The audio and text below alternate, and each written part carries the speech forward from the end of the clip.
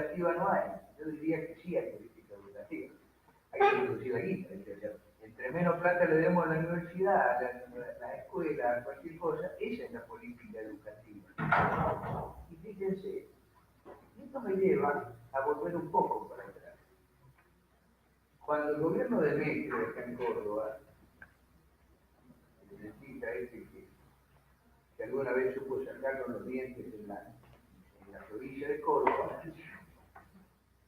en buena medida cae por dos sectores. Uno que subió los impuestos 15 días antes de la elección, y el otro que se había enfrentado a los sectores de la educación. Y por eso, el gremio de la Asociación de Córdoba, UFC, le hizo la famosa marcha de las Antojas, que también se juntó una cantidad muy grande de gente, algo así como 120.000 personas se juntaron en ese momento en defensa de la educación. Quizá esto me está dando, a través de la inscripción,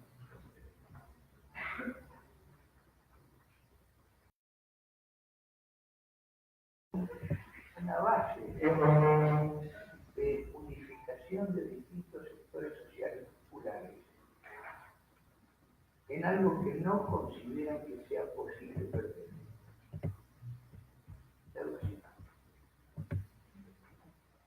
Y marco una cosa que no le va a gustar a los universitarios.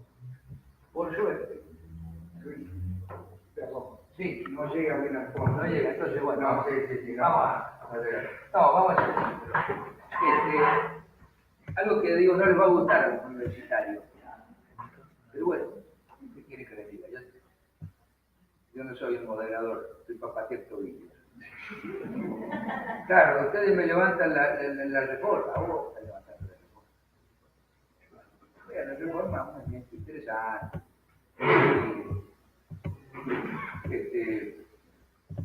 Ahora, la reforma no abrió la universidad.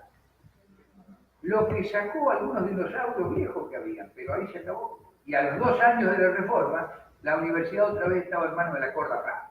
Entonces no me vengan con cachitos. Y la universidad realmente se abre en la Argentina después del proceso que se inicia con la Revolución de Junio del 43, cuando la universidad se hace gratuita. Porque la reforma peleó para mover dinosaurios, pero no peleó para abaratar el ingreso a la universidad. Y los universitarios, la marcha de la democracia, septiembre del 43, fueron con pancartas ahí para pedir el gobierno a la Corte. Y después estuvieron en contra del peronismo, que fue el segundo proceso nacional populista que vivimos en la Argentina. El primero que se Irigoyen. Y estuvieron los universitarios en contra de Irigoyen. Y estuvieron los universitarios en contra de Perón. A pesar de los beneficios que habían recibido esta pequeña burguesía que ascendía a través de la educación. Y por ende dicen el cordobazo, el movimiento obrero estudiantil. Y siento, vos recién mencionaste esa Soca, yo lo conozco mucho, muy buen tipo, y sí, realmente fue un dirigente estudiantil en ese momento. Y yo lo escuchaba a Soca, creo que sobrevaloriza el papel de los estudiantes en el cordobazo, que no fue tan importante. Es más bien, hubo un sector de los estudiantes que se fueron a los barrios a llevar el manifiesto comunista mientras que los negros tomaban la ciudad. Bien. Creo que ese movimiento obrero ha cambiado un poco. Sí. O, a lo mejor tengo la época. Pero acá, en lo que decía Quintana recién, yo veo la cosa como se empieza, intuyo lo que usted decía, bueno, acá empezamos a tener un plafón que no significa. Porque el siglo XX en la Argentina fue la búsqueda de que los sectores populares se ascendieran a mejores condiciones de vida, y fundamentalmente a la educación. Se me ocurre lo que sea. Te tiro la pelota, a ver qué te parece. Bueno, voy a tener algunas diferencias con Luis. La primera es que voy a ver el micrófono. Bueno, sí, esa no es esa, pero pero me parece muy interesante lo que se propone respecto a la interpretación sobre la reforma universitaria.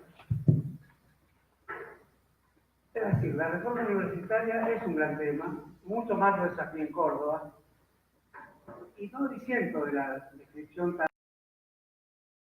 práctica que hizo Luis en relación a cómo actuó el movimiento estudiantil en coyunturas históricas decisivas de la Argentina. El golpe del 30, la ascensión del peronismo en el 45.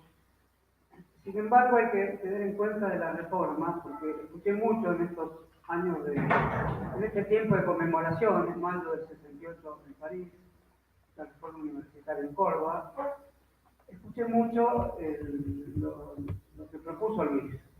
¿Qué es más importante? Una decisión como la que tomó el peronismo en los años 40 respecto a la gratuidad de la enseñanza o el manifiesto de la reforma del 18, escrito por Teodoro Roca. Ahí nos atenemos a un escrito, a un texto, no a un proceso social y económico. Y es justo que se pregunte a quien hace esa afirmación si le interesa más un texto, un escrito, que el conjunto del proceso histórico. Y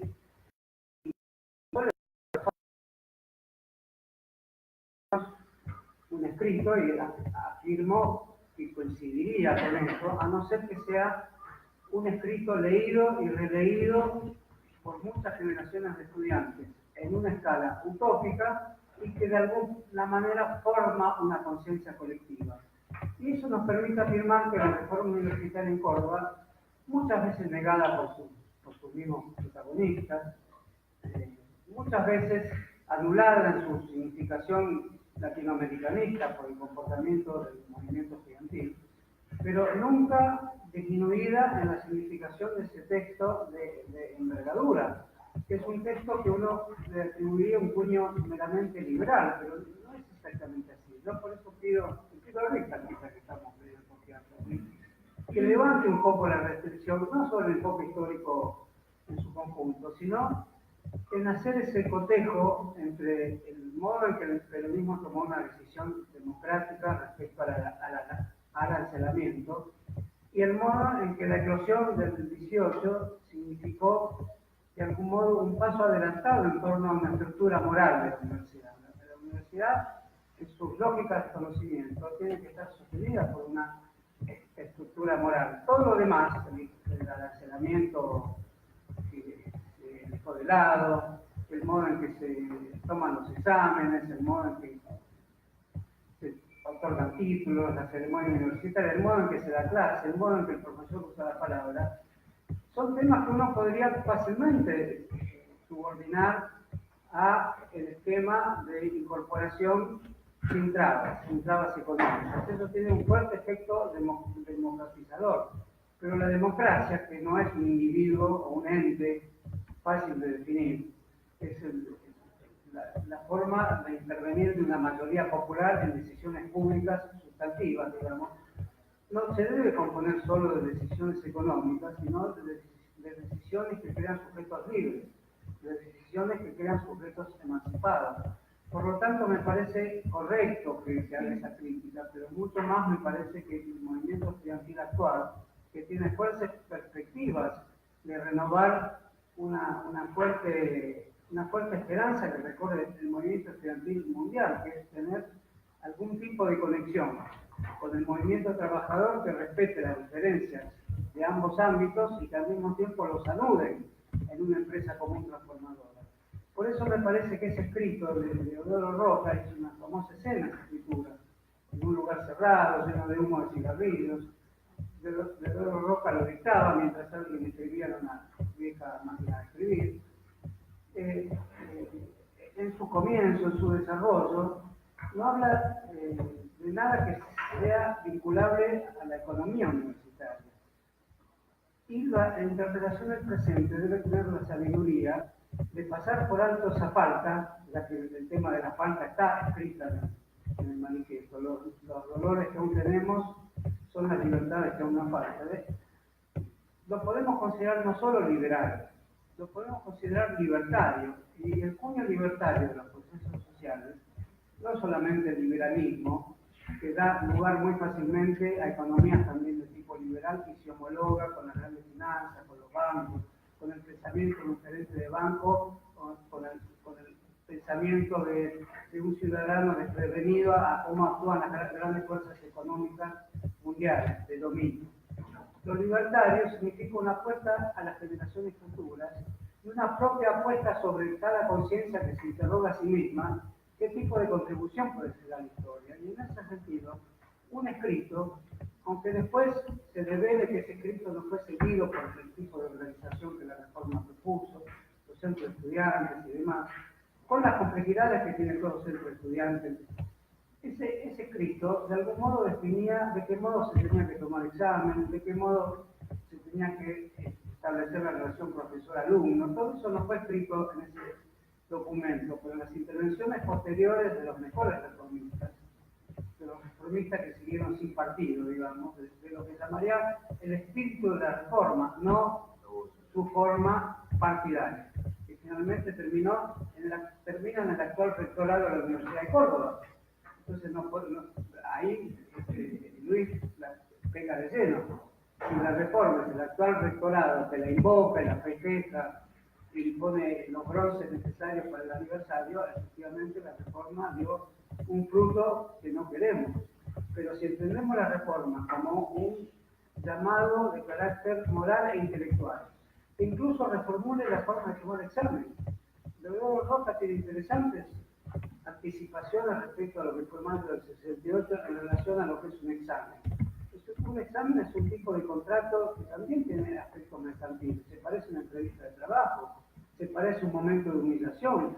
No todos son así, todos hemos recibido exámenes, los tomamos, los dimos, todos fuimos alumnos, como profesores, nos vemos ante un drama profundo, que es tomar examen bajo la suposición de que sabemos más de aquel al que le tomamos examen. Cuando digo libertario, digo que hay un nexo entre profesor y alumno, y un nexo entre trabajador y dirigente sindical, un nexo entre trabajador y trabajador, un nexo entre el trabajador y la naturaleza, que es la materia prima que hace al trabajador un hombre libre, si es que interpreta adecuadamente qué significa tener una herramienta en la mano. Todo eso lo llamo carácter libertario. Y para mí, como esa es una cuestión ética de carácter fundamental, interviene también en la economía, interviene en el juicio histórico, interviene en la historia del movimiento estudiantil, tanto como del movimiento sindical en la Argentina. Libertario quiere decir que postula las libertades de un modo tal que el que la postula no se exime de exigirse decir el comportamiento más activo en relación a sus semejantes, el comportamiento más sensible en relación a lo que debe dar aquel al que le falta, incluso desde el punto de vista de la educación, de la pedagogía y de algo que siempre en los movimientos populares es difícil hablar, elevar el nivel de conciencia, como si eso significara que hay un maestro de conciencia, un dictaminador educativo. Los movimientos populares no deben tener eso, pero deben saber que el proceso de elevar la conciencia crítica es una tarea compartida. Y quizás aparezca el compañero que hay que saber no solo aceptar, sino sostener, porque es el compañero de máxima responsabilidad y quizás es el que en un momento dado, seguramente transitorio de su vida, de este compañero, que puede ser de haber sido un gran dirigente, alguien que vive al lado de San Luis o de Río Cuarto, al lado del compañero que recién habló, ya maduro y que piensa en su momento iluminado. Ese momento iluminado le puede aparecer a un compañero una sola vez y los demás compañeros deben respetar eso también, sabiendo que hay una finalidad como dirigente, como dirigente. Esto último no nos debe avergonzar también. Por eso la historia del movimiento sindical en Argentina, donde el peronismo tiene tanto que ver, es una historia complicada por la misma razón que hay un dirigente que le dio el nombre al movimiento. Y eso no es un acto cualquiera, y no es un acto que permita fáciles explicaciones. Al punto tal, Luis no negará esto porque lo veníamos hablando, el acto de dar nombre después puede ser 1000 veces anulado, ennegrecido con actitudes que están fuera de lugar, burocratizado, pero el acto de dar un nombre es una profunda responsabilidad. Y para el que lo acepta también, porque lo tiene que aceptar en términos libertarios. El que da nombre a un movimiento, sabido que en Argentina hay un nombre que perdura, y tomando la exposición tan brillante que se hizo en esta sala, ese nombre también hoy puede encubrir políticas neoliberales de profunda agresividad respecto al pueblo que lleva también ese nombre. Entonces eso también hace a la complejidad de un nombre. Cuando ese nombre es el nombre del peronismo, y no fue fácil llegar a ese nombre, porque tampoco es fácil para una persona aceptar que su nombre sea una identidad de otros millones, que son personas libres, que viven su vida de maneras múltiples, que pueden ser parecidas, semejantes. Cuando hablamos de pueblo, hacemos una hipótesis de semejanza en la conciencia colectiva, pero cada uno sabe que tiene decisiones personales que son intransferibles y suyas propias, y que no pertenecen más que a él. Y por eso tiene la gloria de que de su decisión personal intransferible, que es de él solo, su vida íntima, por ejemplo, que pueda entregarla a un colectivo donde eso se disuelve y tiene también el goce profundo de cantar una marcha y de vivir la vida de las multitudes y de vivir la vida de una asamblea agitada donde tiene otros compañeros que piensan contrario a él, pero que de algún modo forman un colectivo dramático. El peronismo no se llamó siempre así. Llegar a un nombre es difícil. El propio Perón no pensó al principio. Permítanme una pequeña observación sobre los nombres. Perón llega al gobierno con un partido que se llama Laborista. Ese partido laborista es un partido de modelo inglés. Un partido obrero basado en sindicatos. Era un partido que solo se expresaba como tal a través de los secretarios generales de los gremios coaligados entre sí, y cada afiliado de los gremios a su vez era afiliado al Partido Laborista. Por eso cuando Perón se presenta como candidato del Partido Laborista, que es el partido que pone, como todos sabemos, el instrumento legal para participar en las elecciones, se tropieza con un primer problema: no es afiliado. Hay que, de ahí que para muchos, eso forma parte de cierta mitología del peronismo, la expresión el primer trabajador sale no solo del sentimiento legendario que todos tienen, sino también de resolver un problema jurídico que el candidato del Partido Laborista debía ser trabajador, no un militar. Superar los inconvenientes, como la alianza del 45 entre el Partido Laborista y un sector del radicalismo, yo no recuerdo bien cómo se llamaba. Junta Renovadora. La Junta Renovadora del Partido. Y había también otras alianzas del Partido Conservador, algunos los que se desprendían, y los que se desprendían también del Partido Comunista, el sector de la Unión Ferroviaria, y los que se desprendían del socialismo, que mayoritariamente estaban en el laborismo, y los que se desprendían de sus partidos que estaban en la Unión Democrática. Por eso surge el primer nombre, que era el PUN, Partido Único de la Revolución Nacional, que duró 2 o 3 meses, porque el PUN no se ponía de acuerdo, y eso fatalmente iba a terminar en el nombre de Perón. Perón mismo hizo muchas observaciones sobre eso. ¿Qué observación hace alguien que ve que su nombre va a ser un nombre que impregnará la memoria popular? La observación era hasta cierto punto comprensible. No dijo, qué bueno que mi nombre esté en todos lados. Dijo, para resolver el inconveniente de que el nombre seguía produciendo divisiones en algo que tenía que tener una unidad, tuve que aceptar. Le gusta, no debe decirlo, porque que un nombre tenga ese papel culminante de organizador y que aún hoy nos interese tanto, haya una vibración, sigue habiendo ese nombre, que tenemos que reflexionar un poco sobre qué significa eso. Y el nombre tuvo un papel tan extraordinario, y como digo, sin que el interesado, el que su nombre esté en la plaza pública, haya dicho, qué bárbaro, qué demagogo que soy, qué buen demagogo que soy. No dijo eso, dijo por el contrario. es un nombre que a mí me duele perder para que esté en la multitud. Dijo algo parecido. Y eso tiene una expresión muy evidentemente digna de un análisis de actualidad también. Después voy a hablar algo sobre las tecnologías. Sí.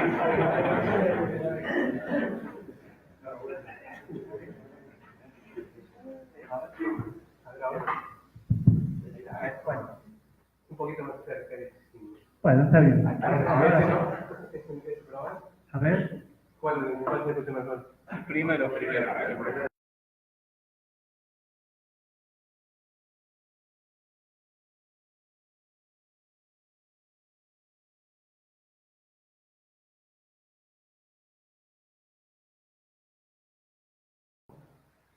Vamos a llamarlo así prudentemente, tipo insurgente, el nombre de Perón. Entonces, el nombre se había convertido en una categoría de análisis y de reflexión y dador de identidad, sin necesidad de que el poseedor primigenio de ese nombre diera una indicación al respecto. Entre las indicaciones que daba Perón y los hechos que se producían en su nombre había una gran distancia.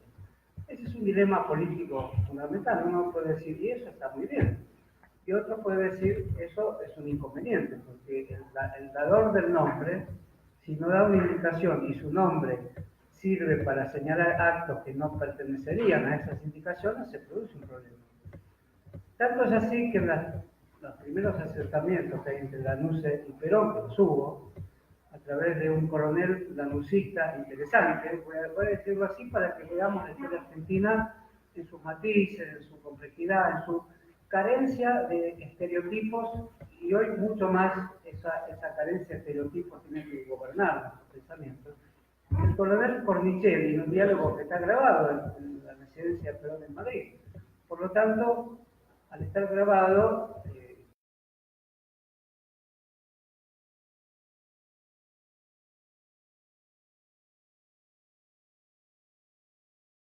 respecto a esa vuelta. Cornicelli, el nombre de Lanusse, que es la negociación de la devolución del cuerpo embalsamado de Evita, esa fue la circunstancia de ese diálogo, le dice, no hay ningún problema con la vuelta, solo que debe desautorizar las acciones insurgentes que se hacen en su nombre. Y la respuesta de Perón, que está grabado, es muy interesante, eso no lo puedo hacer, porque de todas maneras lo harán igual. De modo que el autor, el poseedor del nombre, no daba una indicación contraria al uso de su nombre para que se vea que el nombre no le pertenecía. Es curioso la situación de que mi nombre no me pertenezca. Como dicen muchos novelistas buenos o malos, mi novela ya no me pertenece. Eso no es tan cierto. Evidentemente la cuestión del nombre lo sustenta una suerte de sustancia que llamaremos identidad y que persigue ese nombre. En el caso de Perón no era tan así, al punto tal de que en su vuelta se la puede interpretar como que viene a recuperar su nombre. Me acuerdo de una reunión en Olivos donde participé con la juventud trabajadora peronista, donde el dirigente de aquella época, Ventura creo que se llamaba, un joven, todos éramos jóvenes, tendríamos 21, 22, 23 años, que empezó a decir, con Perón ya en Olivos, y iremos a llevar su peronismo a Jujuy, y haremos un acto en Catamarca, y haremos otro acto acá en Córdoba, y después en Loma de Zamora. Hizo una larga lista de actos donde iban a llevar su nombre. Y Perón, no enojado, pero severo, dijo, así que el principal trabajo lo voy a hacer yo. Era la juventud trabajadora peronista del grupo Montonero. Ya estaba, no quiero hacer juicio de valor, quiero describir un tema. Ya estaba insinuado el problema. Perón venía a recuperar su nombre, venía a decir, no todo lo que se haga en mi nombre ya lo voy a aceptar. Ese es un problema radical de la historia argentina. Es un problema muy profundo, es un problema que todo peronista, de antes,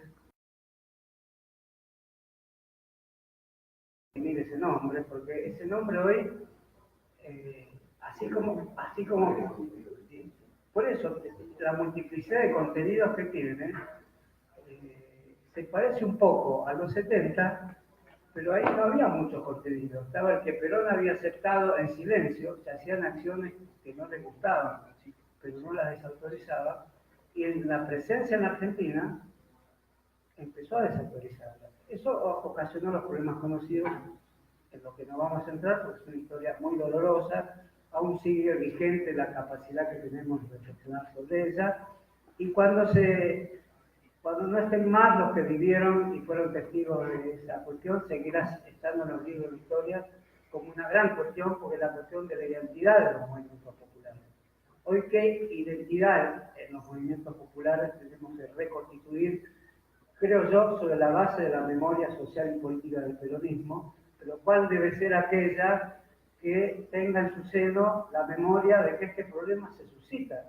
¿Qué es lo que somos? ¿Cuál es nuestra identidad? Es un lugar de nuestra conciencia que no siempre está seguro. No podemos actuar en las discusiones actuales con las identidades.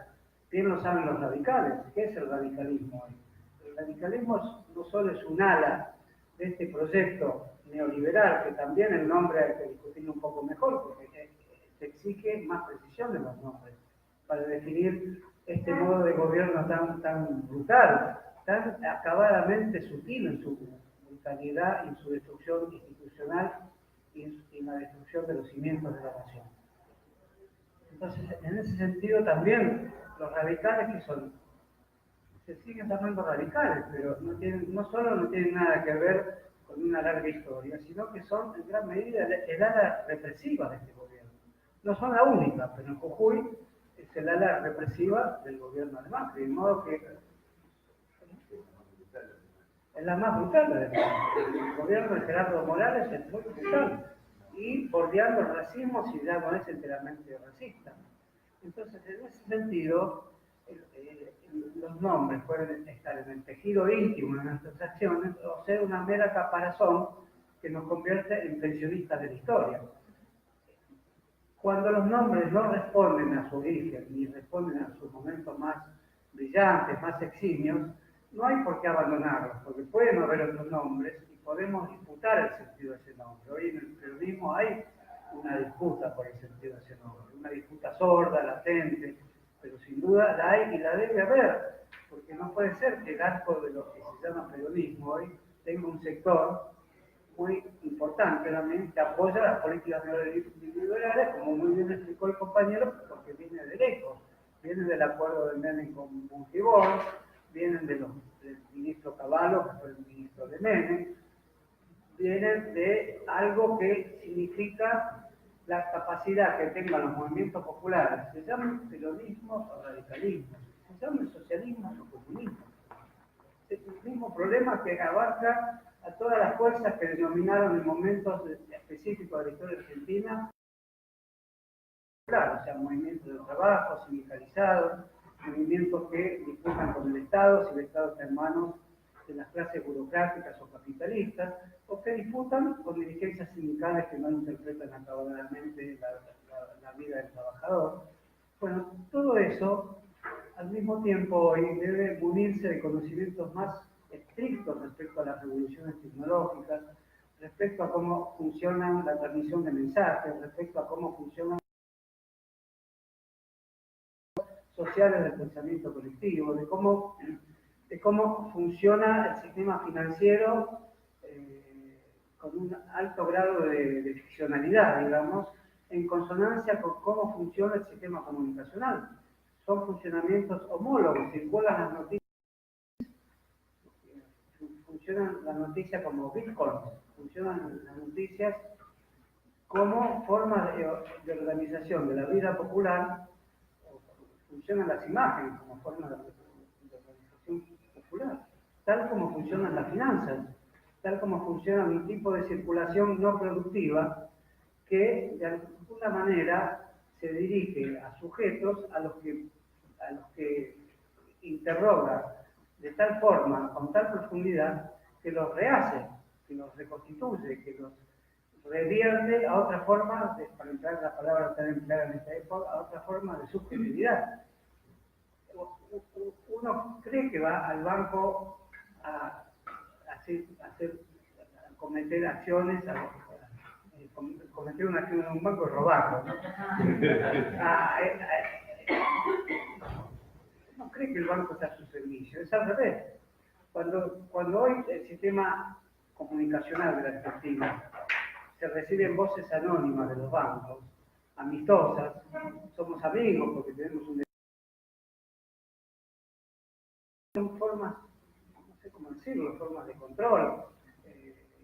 Todo el sistema comunicacional, donde no es una persona que nos habla, sino que es un aparato técnico, mecánico, son grabaciones, son formas de subjetividad sustraídas de lo que antes llamábamos sujetos, es decir, los trabajadores con el instrumento en la mano, del trabajador manual, incluso del trabajador intelectual. Todas las tesis de los años 60 quisieron aproximarse a la fusión entre trabajador intelectual y trabajador manual, para no permitir que el trabajador metal mecánico, digamos, el trabajador de lo que se mata, digamos, no fuera considerado también alguien que hace operaciones intelectuales. Todo el sistema de pensamiento de los años 60, el sistema de las izquierdas y nacional populares también, y la lectura de Gramsci aquí fue central en eso, intentó hacer del trabajo manual un trabajo intelectual, e intentó hacer de los llamados intelectuales trabajadores de la cultura, de modo que el concepto de trabajador se enriqueció, no solo porque lo que lleva de experiencia al trabajador manual,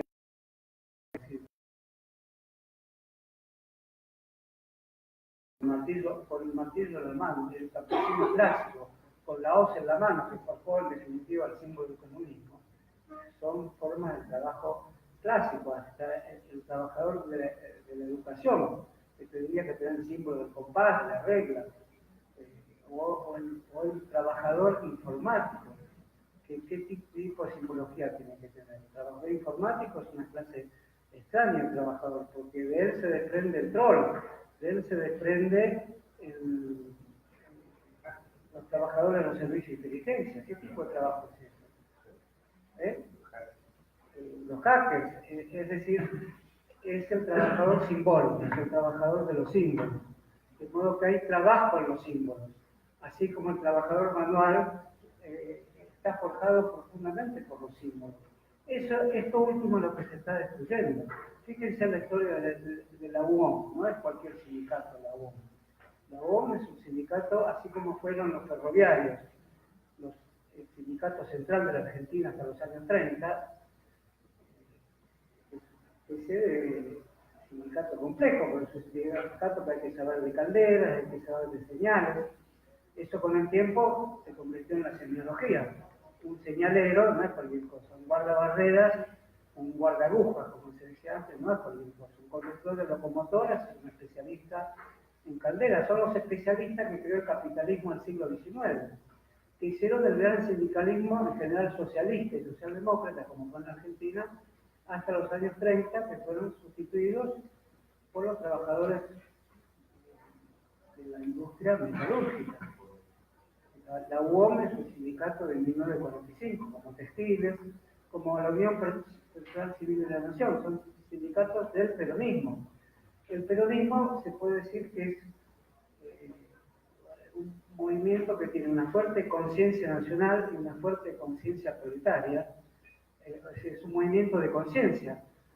Si uno escucha a Hugo del Carril, dice, no es un trabajador manual de la voz que canta, hubiera un Gardel, hubiéramos sido todos de Hugo del Carril antes que de Gardel. ¿Y qué tipo de trabajo hacía Hugo del Carril? Hace un trabajo de la conciencia. Cualquiera que escucha el comienzo de la marcha peronista por Hugo del Carril sabe que hay una épica, que es una voz vinculada a un canto épico. Y eso que la grabación de Hugo del Carril es con la Orquesta Sinfónica del Teatro Colón, es decir, la marcha peronista es una marcha carnavalesca de los años 20, el carnaval porteño de los años 20, después pasó a ser la marcha del sindicato gráfico. Y después, con algunos arreglos, fue la marcha del 45.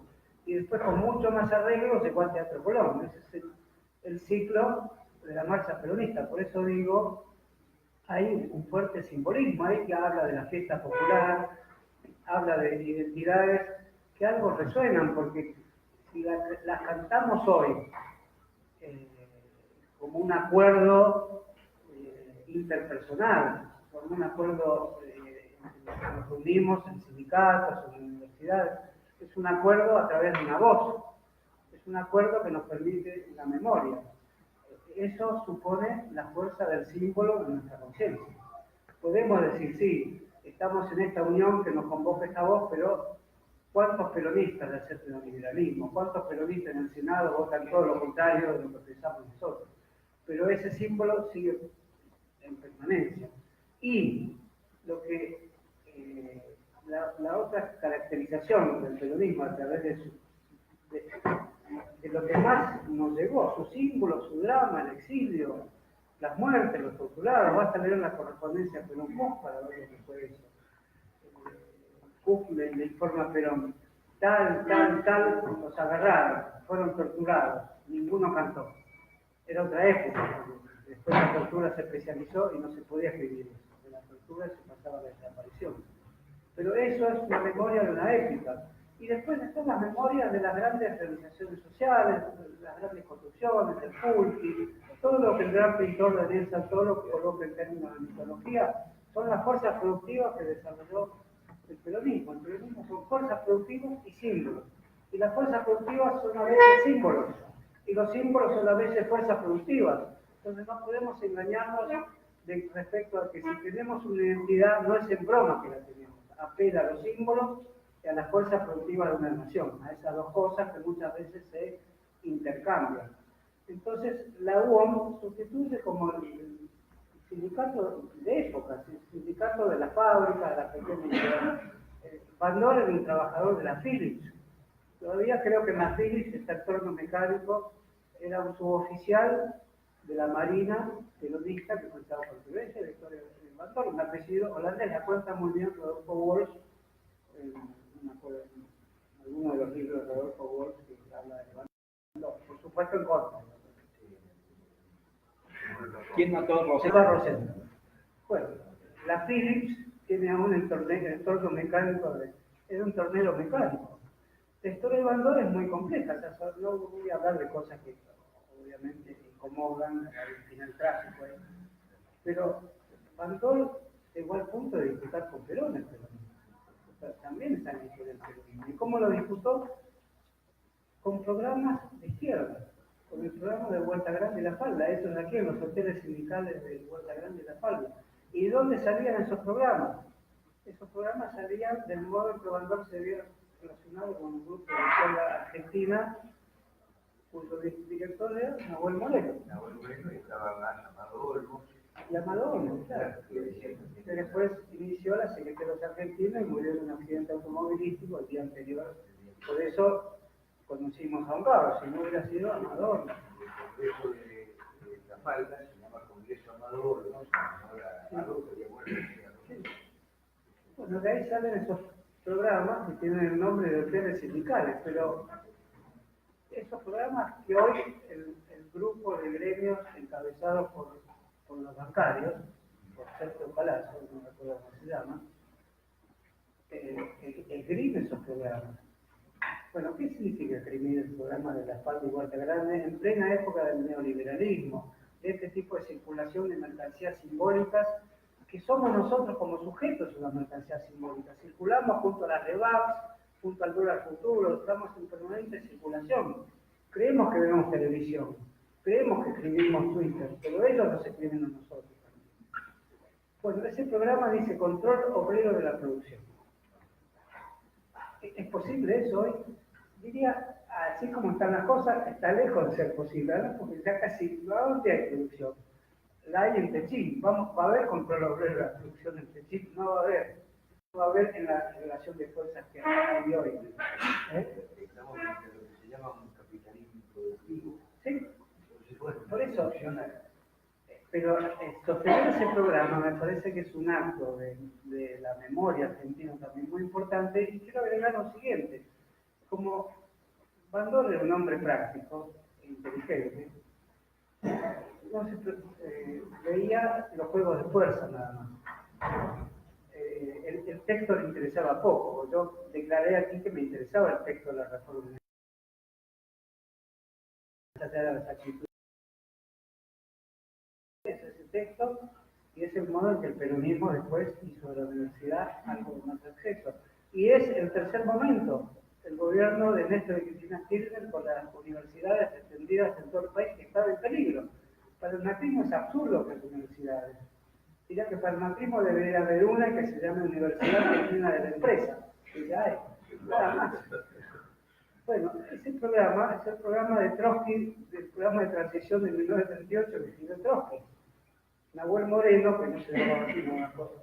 No, Nahuel Moreno, que era trotskista, se llamaba así por la voz mapuche, Nahuel, y Moreno por Mariano Moreno. Miren qué mezcla había hecho este hombre que se llamaba Cristal, creo. Eso me parece importante porque cuando en su disputa con Perón, créase o no, se inclinó hacia un programa de izquierda. Muchos hicieron eso mismo en posteriores disputas con Perón. Y Perón, cuando disputaba con otros, también hacía lo mismo. O sea, por eso decir peronismo es decir una palabra muy movediza en la historia argentina. Es una palabra que desde el comienzo, su creador se sintió en el deber de arrojarla a las masas y al mismo tiempo de recuperarla momentáneamente en momentos muy críticos también. Lo que quiero decir con el programa de Huerta Grande y La Paila, que también es un honor tenerlo en la memoria argentina hoy, y que se combine y se conecte con el modo en que la vida universal y los grandes movimientos sociales universales también trabajaron sus palabras, produjeron sus palabras. El peronismo tiene una capacidad de absorción y de lectura del mundo muy grande, a pesar de que su doctrina pareciera muy cerrada, de 20 verdades, son 20, no hay otras más. Y sin embargo, paradójicamente, a pesar de que hay frases de las que llamamos habitualmente frases cliché o frases hechas, son frases de acción, son consignas. Y junto a ello permite toda clase, y mucho más hoy, que no hay un centro visible, mucho más hoy porque permite toda clase de lecturas de un mundo convulsivo, de un mundo en crisis, de un mundo abismal, de un mundo capitalista que está horadando el propio. Nos asentamos como fuente nutricia, es decir, el lugar donde surge el trabajo es la transformación de la naturaleza y con eso se crea la sociedad. El trabajo crea la sociedad y sus hombres y mujeres. Esto no está siendo así en este momento, por lo tanto, llamaríamos herencia del peronismo la capacidad de interpretar este fenómeno en torno a la reconstrucción de la vida popular con los nuevos nombres que han aparecido y con los nuevos liderazgos que han aparecido y que coincido con lo que dijo el compañero, que van a aparecer, porque liderazgos se precisan, sean individuales, colectivos, y quiero agregar, si son individuales, tienen que tener esta marca, no deben introducirse en la conciencia de las personas de un modo ni abusivo ni coercitivo. Nadie que se sintió peronista a lo largo de la presencia de Perón sentía que, al serlo, había una invasión en su vida de otro nombre que no le pertenecía. Había en su vida un signo de libertad. Así se interpreta en forma libertaria la presencia de otro nombre en tu nombre. Y no creo que ningún episodio generoso, altruista y magnífico del peronismo, los tantos que hubo, así como los hubo muy oscuros, no haya significado otra cosa que elevar la conciencia crítica de los trabajadores y trabajadoras argentinas. Por eso seguimos vinculados a ese nombre, sino porque iríamos a vincularnos a un nombre que nos inhibe, que no nos permite ser lo que queremos ser, que nos tapa nuestro propio nombre. No, no lo tapa, al contrario, lo hace emerger de una manera más libre. Cuando eso deje de ser así, dejaremos de pensar en ese nombre y buscaremos otros, y de hecho es tan cruciales que es evidente que esa búsqueda no cesa. Es esa búsqueda que llevó en los años 40 a llamarse peronistas a millones y millones de personas.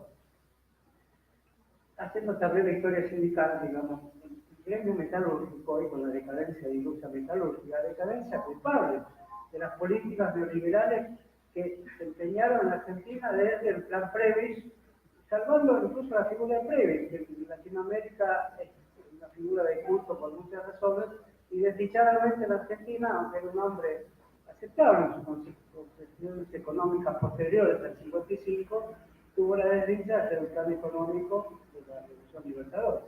Bien respondido por Arturo Jauretche en el retorno al colonial. Pero finalmente la CEPAL, en fin, es una suerte de desarrollismo tenido. Buena parte del PT se inspira en ese tipo de pensamiento. El deterioro de los términos de intercambio es una famosa consigna de Previs que sirvió a todos los desarrollismos latinoamericanos e insinuó cierto latinoamericanismo. Pero lo cierto es que hoy el gremio metalúrgico es un gremio que también ha pasado a ser un arcaísmo en la Argentina. ¿Cuál fue el gremio que sustituyó en la centralidad? El gremio de camioneros, el gremio de la circulación. Era como ferroviario y bancario. Menos mal que está Luis acá. Estoy improvisando un poco, pero lo que quiero decir es que si los gremios no están atentos al modo en que se proceden las tecnologías, la fuerza productiva, el dominio del capital, el modo en que actúa el capital, el modo tentativo en que en Argentina se intentó una burguesía nacional. El kirchnerismo lo intentó, mal, pero lo intentó. Hoy eso pasa a ser considerado bajo un nombre abominable, que no voy a repetir aquí para no pasar a otra discusión que no nos es fácil a ninguno de nosotros. Pero se intentó una burguesía nacional, eso no puede ser discutido. Ahora, tampoco puede ser discutido que se lo intentó muy mal, por las vías no correctas, pero cualquier movimiento social y político argentino que quiera intentar algo, tiene que intentar una alianza con el sector productivo nacional que haga cesar esta pesadilla del mundo financiero, donde los gremios justamente que pertenecen a esos mundos dominantes, el gremio de la televisión, el gremio bancario y el gremio camionero también, tienen una gran responsabilidad, y este último mucha más, porque un gremio de la circulación de mercancías que mucho tiene que ver con la desaparición del ferrocarril, es una injusticia tecnológica, territorial y cultural muy grave de la Argentina. Cuidado. El gremio camionero crece. No, porque esto es importante. El gremio camionero crece, pero no porque le guste crecer, sino porque el turco volteó los ferrocarriles. Ramal que es esa, que para, Ramal que vamos a poner.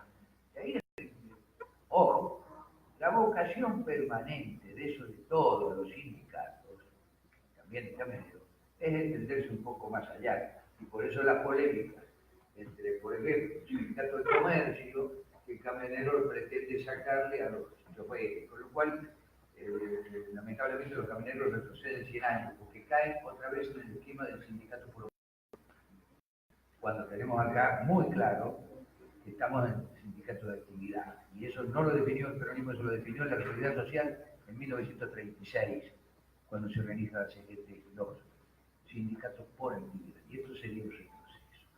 Y si me permite, el que sabe. Porque realmente no habíamos quedado. A mí le voy a tocar la mano a él. No, pues habíamos quedado que íbamos a tratar de convencer algo, pero creo que iban a conversar con un tipo que te tira, que te hace todo el mundo. No, es que no tenemos nada que discutir, si yo estaba tomando nota acá, realmente. Pero recién se metió en un territorio que no es muy caro a los cordobeses y como tal me voy a meter. Los programas de la falda de Huerta Grande. Y esto me llevó a pensar en que realmente el peronismo no ha hecho nunca, en la perra vida ha hecho programa. El movimiento obrero sí. Y quizás cuando nosotros encontramos, por ejemplo, el primer programa que encontramos es 1 de mayo de 1890. La primera vez que se celebró el 1 de mayo en la Argentina. Un programa que de 8 puntos. Obviamente lo más importante era 8 horas de trabajo en aquella época. Trabajaban 12, 16 si podía. El reconocimiento de las entidades sindicales. Hoy en día pensar en eso casi quiere decir. Después tuvimos un programa muy interesante que es cuando se organiza la CGT en el 36. Y era un programa de los trabajadores. Y tenemos el programa del Partido Laborista, que como bien decía, en realidad es un ejemplo de eso. Claro, cuando vienen por ahí dicen el peronismo fascista, el Partido Laborista se formó sobre el esquema del laborismo británico.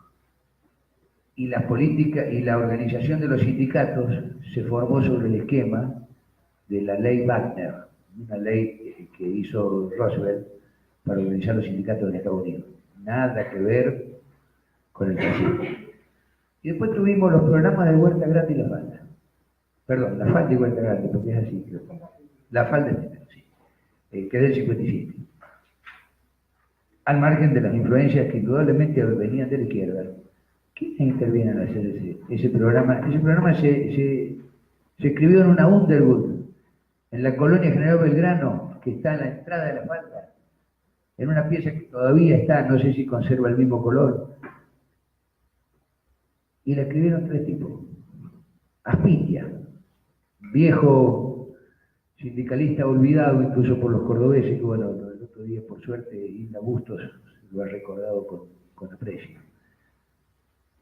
El negro Atilio López, que era el primer secretario de la CGT normalizada, que fue la primera seccional normalizada de la CGT en la Argentina después del golpe de Estado. Y Lucio Garzón Maciel, maestro. Lucio es el último que queda vivo de esa camada. ¿Saben qué edad tenía Lucio y Atilio? Apitia era un poquito más viejo. 27 pirulos. Que estaban dando uno de los programas esenciales del movimiento obrero.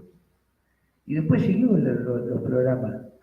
No han sido los partidos políticos los que han hecho programas realistas. Porque pedíamos lo imposible, ¿no? Era el 1 de mayo de la siguiente de los argentinos, que es del 68, donde interviene Rodolfo Walsh y Ongaro, etc. Y después los 23 puntos de Ubaldini, que son fundamentales porque fue la respuesta del movimiento obrero a la recuperación democrática. Y ahora, este programa que yo lo estuve leyendo el otro día y en algunos puntos me parece muy utópico. ¿Pero saben una cosa? Es como decían en el mayo francés, pidamos lo imposible, ¿cierto? Si no, o lo imposible no. Lo imposible solamente tarda un poco más. Nuestro movimiento obrero ha tenido esa vitalidad. Y al margen, porque en esto hay una visión que a lo mejor no coincidimos, yo creo que el movimiento obrero venía ya muy armado cuando, por suerte, se produce el maridaje con Perón. Y Perón está débil antes del 17 de octubre. Son los sindicatos los que le dan fuerza. Y cuando después de marzo que ha ganado las elecciones, Perón está fuerte y no se banca una conducción diferenciada. Por eso lleva a absorber al partido laborista y donde favorece incluso en demasía a los sectores del partido reformista, creo que se llamaba, que era integrado por los sectores del Partido Conservador de Buenos Aires especialmente. De ahí viene Cámpora. Cámpora había nacido del conservadurismo de Buenos Aires. Y estos dirigentes de segunda línea del Partido Radical que se habían ido al peronismo. ¿Qué tengo para mí que estos dirigentes se fueron al peronismo porque no tenían ningún cargo para conseguir dentro de la Unión Democrática? Perdónenme, pero a lo mejor les va a parecer asqueroso, pero yo creo que es así. No sé. Y fíjense, el precio que pagó el movimiento obrero para los grandes beneficios que nos dio Perón fue muy alto. Porque perdimos la autonomía. El único periodo en el cual se puede hablar de sindicalismo de Estado es del año 51 al 55. Y aunque parezca una barbaridad, la libertadura nos devolvió la autonomía. Eso explica los programas de La Falda, Huerta Grande, La Resistencia, el Cordobazo. Y después, la reacción fueron los muertos que tuvimos que poner durante la última dictadura, donde los laburantes pusimos la mitad más uno. En eso sí, ahí fuimos mayoría sin duda. Pero bueno, Es la cosa que se me ocurrió por lo que decía. Y ahora quiero sí seguir tomando. Bueno, como no, pero no lo dice. Para mí es un gusto estar con Ripa, que no conocía y que me parece un atrevimiento de mi parte estar diciendo estas palabras improvisadas, pero bueno, cuento con la tolerancia de Ricky y les cuento la de ustedes, ¿no? Aprovecho algo que dijo Luis que fue muy importante. El peronismo es un sindicalismo de Estado y es una fórmula cuestionable y al mismo tiempo a veces necesaria. En este último caso fue cuando el peronismo encuentra su situación económica hacia el año 52, 53, 55, un conjunto de problemas muy parecidos a lo que se produce cuando ocurren situaciones que los economistas llaman de estrangulamiento externo. Muy parecido. Pero cita el Congreso de la Productividad. La complejidad de nuestra historia es tal, y el macrismo es un fenómeno iletrado, digamos, que para decirlo consideremos nosotros serlo letrado. Pero es evidente que es un movimiento sin historia, que no quiere tener historia y quiere anular de la Argentina la historia. De cualquier manera, Macri suele citar el Congreso de la Productividad, alguien le dice, que el Congreso de la Productividad no es el mejor momento del Perón. Y al mismo tiempo uno tiene que saber que los movimientos populares, que no son socializantes, digamos, que el peronismo tiene momentos socializantes, pero no iba a expropiar. Tenía que resolver cuestiones que exigían el tratamiento, la cuestión salarial con mucha más prudencia, y por eso cita el Congreso de la Productividad con empresarios. Su ministro en ese momento era el Helbach, y cita la CGT, cuyo secretario general, no me acuerdo el nombre ahora, Espejo, creo. Espejo. Que la primera actitud de la CGT es no aceptar el control salarial. O sea, era el sindicalismo de Estado que tenía lo suyo también. Y ahí se produce un inconveniente que, no recuerdo bien las alternativas, que no fueron pocas, donde la CGT termina a regañadientes aceptando el Congreso de la Productividad.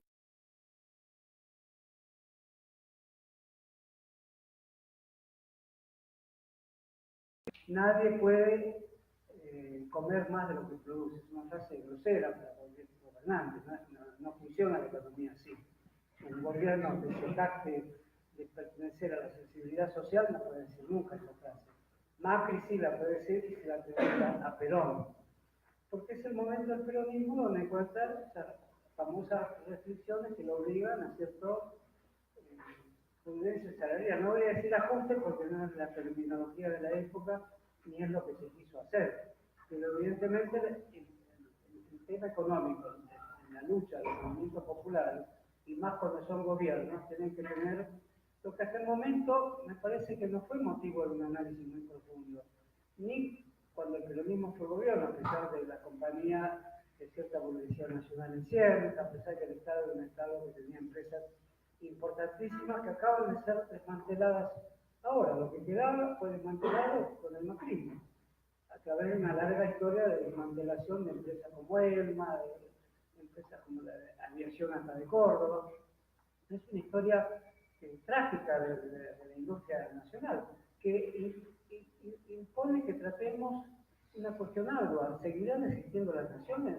¿O viviremos en regiones trazadas por las grandes corporaciones, donde la nuestra se llamará la corporación Vaca Muerta?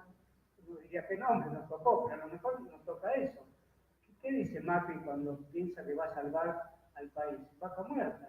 Eso es también un dilema sobre el cual no me voy a extender, que es el dilema de cómo explotar con un tipo de explotación que en otras partes del mundo se ha condenado, lo que parece ser un reservorio petrolífero enorme. Si eso queda en manos del macrismo, efectivamente va a producirse muchos más problemas que si quedara en manos. Creo que hay que explotar Vaca Muerta, pero hay que hacerlo en términos contractuales con las grandes empresas petrolíferas correctos y al mismo tiempo con nuevas políticas sobre el medio ambiente que el macrismo dista mucho de tener. Si mientras el kirchnerismo eso se